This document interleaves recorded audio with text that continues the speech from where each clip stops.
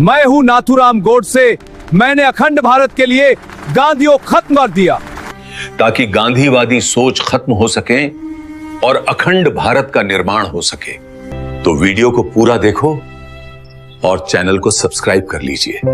मई की तपती दोपहर थी। साल था 1910। महाराष्ट्र के पुणे जिले के एक शांत गांव बारामती में विनायक वामनराव गोडसे के घर एक किलकारी गूंजी। यह एक नवजात बालक था जिसका नाम रखा गया रामचंद्र। लेकिन इस घर में खुशी के साथ साथ एक गहरा सन्नाटा और खौफ भी पसरा था। विनायक और उनकी पत्नी लक्ष्मी के 3 बेटे पैदा होते ही काल के गाल में समा चुके थे। उनके मन में यह अंधविश्वास घर कर गया था कि उनके परिवार पर कोई शाप है जो उनके बेटों को जीवित नहीं रहने देगा। इसी डर के मारे रामचंद्र की तकदीर का फैसला एक अजीब तरीके से किया गया। उसे बेटों की तरह नहीं बल्कि एक बेटी की तरह पालने का निर्णय लिया गया। रामचंद्र की नाक छेदी गई और उसे नथ पहनाई गई। वह लड़कों के नहीं बल्कि लड़कियों के कपड़ों में बड़ा होने लगा। गांव के लोग उसे नाथूराम कहने लगे, जिसका अर्थ था वह राम जिसने नथ पहनी है। बचपन के वे शुरुआती साल जहां एक बालक अपनी मर्दानगी और पहचान को खोजता है, नाथूराम एक दोहरी पहचान की कशमकश में जी रहा था। मनोवैज्ञानिकों का मानना है कि बचपन का यह विरोधाभास अक्सर इंसान के भीतर एक गहरी हताशा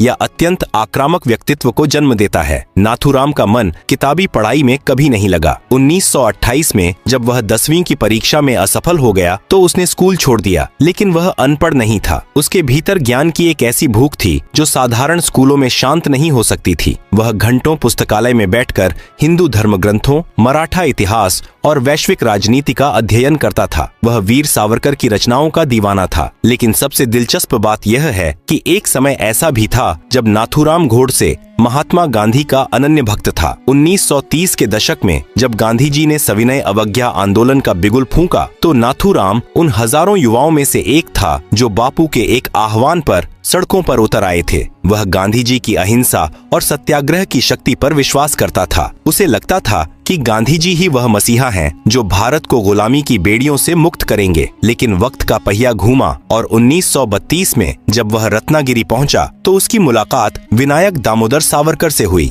सावरकर उन दिनों नजरबंद थे, लेकिन उनके विचार आग की तरह फैल रहे थे। सावरकर ने नाथूराम को एक नया चश्मा दिया। उन्होंने सिखाया कि अहिंसा कायरता का दूसरा नाम हो सकती है यदि वह राष्ट्र के हितों के खिलाफ हो। सावरकर के हिंदुत्व के सिद्धांतों ने नाथूराम के भीतर के गांधीवादी को धीरे धीरे खत्म करना शुरू कर दिया। वह राष्ट्रीय स्वयंसेवक संघ और बाद में हिंदू महासभा से जुड़ गया। अब उसे गांधी जी की प्रार्थना सभाओं में कुरान की आयतें पढ़ना खलने लगा था। उसे लगने लगा कि गांधी जी मुसलमानों को खुश करने के लिए हिंदुओं के हित